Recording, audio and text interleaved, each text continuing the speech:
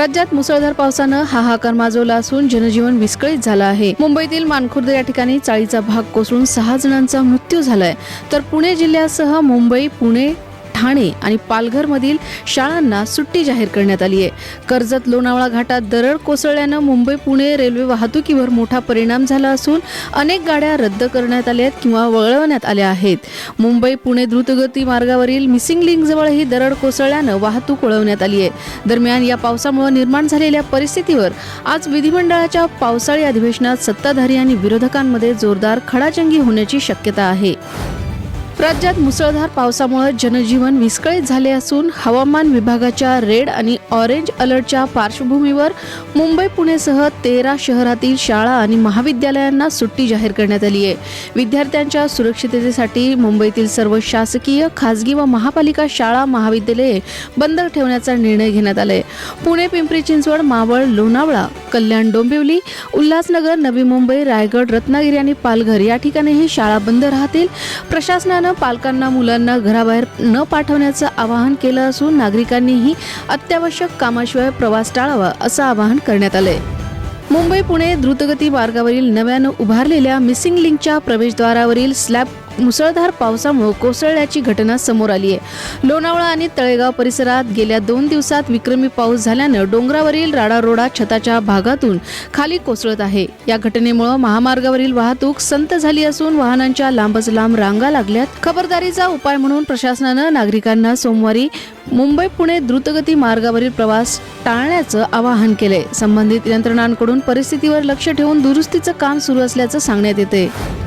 Operation टायगरच्या चर्चेमुळे राज्यातील राजकारण तापले असतानाच ठाकरे गटाचे खासदार संजय राऊत यांनी आणखी एक खळबळजनक दावा केला आहे. महाविकास आघाडीतील काँग्रेसचे आमदार धीरज लिगांडे यांना शिंदे सेनेकडून 20 कोटी रुपयांची ऑफर देण्यात आल्याचा आरोप त्यांनी केलाय. मात्र अमरावती पदवीधर मतदारसंघाचे आमदार लिंगाडे यांनी हा दावा स्पष्टपणे फेटाळून लावला आहे. दरम्यान राऊतांच्या आरोपांवर सत्ताधाऱ्यांनीही जोरदार पलटवार केलाय. भाजपचे मंत्री गिरीश महाजन यांनी संजय राऊत मनात येतील ते आकडे सांगतात, त्यांच्या दाव्यांना कोणताही तथ्याधार नाही असा टोला लगावत आरोप निराधार असल्याचं म्हटलंय. अकोला शहरात एका नामांकित कंपनीच्या चॉकलेटमध्ये जिवंत आळ्या आढळल्यानं खळबळ उडाली आहे. कौलखेड येथील संतोष शेंदुरसे यांनी आपल्या मुलासाठी दुकानातून चॉकलेट खरेदी केलं होतं. घरी रॅपर उघडता चॉकलेटमध्ये जिवंत आळ्या वळवळताना दिसल्यानं त्यांना धक्का बसला. त्यांनी हा प्रकार व्हिडिओमध्ये कैद केला असून तो सोशल मीडियावर व्हायरल झालाय. सुदैवानं मुलानं चॉकलेट खाल्लं नव्हतं, त्यामुळे संभाव्य अन्नातून विषबाधा टळली आहे. या प्रकरणी शेंदुरसे यांनी अन्न व औषध प्रशासन तसंच ग्राहक मंचाकडे तक्रार दाखल केली असून संबंधित कंपनीच्या निष्काळजीपणाबाबत संताप व्यक्त केलाय. पंतप्रधान नरेंद्र मोदी यांनी गुजरातमधील सानंद या ठिकाणी झालेल्या कार्यक्रमात पंचायत या वेब सिरीज मधील सुर विनोद हा लोकप्रिय डायलॉग वापरत उपस्थितांची मनं जिंकली. CG semi outsource semiconductor assembly and test या अत्याधुनिक प्रकल्पाच्या उद्घाटनावेळी त्यांनी हा उल्लेख केला. कार्यक्रमात सीजी पॉवर अँड इंडस्ट्रियल सोल्युशन्सचे चेअरमन विल्लायन सुबैया यांनी वापरलेल्या गुजराती म्हणींचा संदर्भ घेत मोदींनी आपल्या खास शैलीत हा संवाद फेकला. त्यांच्या या अनपेक्षित वक्तव्यामुळे सभागृहात एकच हशा पिकला. या क्षणाचा व्हिडिओ सध्या सोशल मीडियावर वेगानं व्हायरल होत असून मोदींच्या विनोदी शैलीची पुन्हा एकदा चर्चा रंगली आहे. पश्चिम बंगालमधील तृणमूल काँग्रेसमधील कथित बंडखोरीच्या पार्श्वभूमीवर माजी मुख्यमंत्री ममता बॅनर्जी यांनी बंडखोर नेत्यांना थेट इशारा दिलाय. मला थांबवायचं असेल तर आधी मला मारावं लागेल, हिंमत असेल तर उघडपणे त्यांनी भाजपमध्ये सामील व्हावं असं त्या म्हणाल्यात.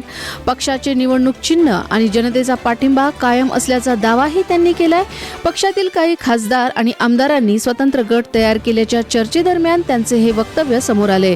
दरम्यान टीएमसीच्या पश्चिम बंगाल अध्यक्षा चंद्रिमा भट्टाचार्य यांनी पदाचा राजीनामा दिल्यानं राज्यातील राजकीय घडामोडींना वेग आलाय. इराणचे माजी सर्वोच्च नेते अयातुल्ला अली खामेनी यांच्या अंत्यदर्शनासाठी तेहरानच्या ग्रँड मसल्ला या ठिकाणी लाखो नागरिकांनी गर्दी केली. शिया परंपरेनुसार काळे कपडे परिधान करून नागरिकांनी शोक व्यक्त करत घोषणाबाजी केली. 3 ते 9 जुलै दरम्यान अंत्यविधीचे कार्यक्रम आयोजित करण्यात आले असून 100हून अधिक देशांचे प्रतिनिधी यावेळी उपस्थित राहणार आहेत. मात्र रशिया, चीन, भारत आणि तुर्कीसारख्या देशांच्या सर्वोच्च नेत्यांची उपस्थिती यावेळी नसणार आहे.